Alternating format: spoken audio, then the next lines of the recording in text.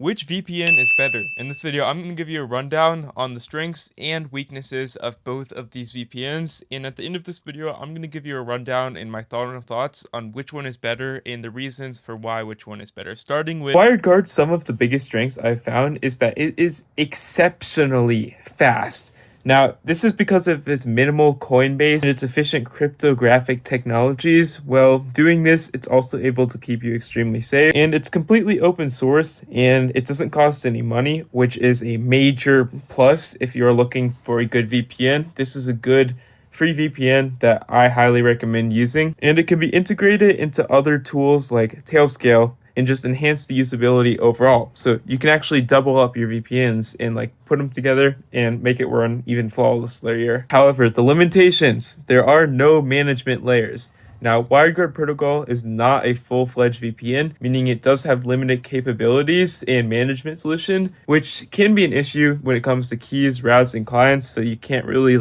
link all of your computers separately on different private networks in different locations if you're using this VPN, but you can use it across one over all of those devices. So if you're running a large business, it's probably not ideal for you. It's more ideal for the solo individuals or just small groups of people, small businesses. And yeah, overall, it's good if you're technically proficient and need to lean for a highly performant, very fast VPN. And yeah, this is kind of all you need to know. Those are just the highlights. And I've also made this table that I'll attach on screen right now. If you have any other questions, let me know in the comments, or other people if you find anything helpful. When it comes to Nebula VPN, what it is it's basically an open peer-to-peer VPN solution developed by Slack to provide secure connectivity between nodes as a distributed network, and focuses on simplicity and scalability performance, making it a very popular choice just because of its really fast speeds and really fast turnaround times for using the VPN. Some of its strengths are it is decentralized,